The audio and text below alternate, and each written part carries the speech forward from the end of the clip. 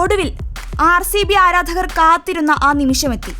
സസ്പെൻസുകൾക്കും അഭ്യൂഹങ്ങൾക്കുമെല്ലാം ഒടുവിൽ royal Challengers Bengaluru തങ്ങളുടെ പുതിയ ക്യാപ്റ്റനെ പ്രഖ്യാപിച്ചിരിക്കുകയാണ്. രജത് പാട്ടിദാർ.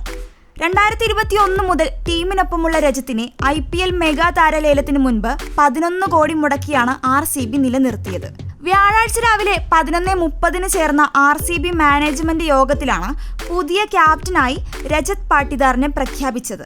ഫാഫ് ഡു പ്ലസിയുടെ സ്ഥാനത്തേക്ക് RCBയുടെ മുൻ ക്യാപ്റ്റനായിരുന്ന star batter Virat Kohli IPL 2025 സീസണിൽ ഫ്രാഞ്ചൈസിയുടെ ക്യാപ്റ്റൻ സ്ഥാനത്തേക്ക് തിരിച്ചെത്തുമെന്ന് ശക്തമായ അഭ്യൂഹങ്ങളുണ്ടായിരുന്നു. സീനിയർ താരം കൃണാൽ പാണ്ഡ്യയെയും RCB നായക സ്ഥാനത്തേക്ക് പരിഗണിച്ചിരുന്നെങ്കിലും ഒടുവിൽ രജത് പാട്ടിദാറിനെ തിരഞ്ഞെടുക്കുകയായിരുന്നു.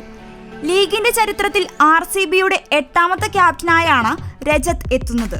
വിരാട് കോഹ്ലിക്കും ഫാഫ് ഡു പ്ലസിക്കും ശേഷം ടീമിനെ നയിക്കാൻ ഒരു പുതുമുഖം എത്തുമ്പോൾ റോയൽ ചലഞ്ചേഴ്സിലെ തലമുറ മാറ്റത്തെ കൂടിയാണ് ഇത് സൂചിപ്പിക്കുന്നത്.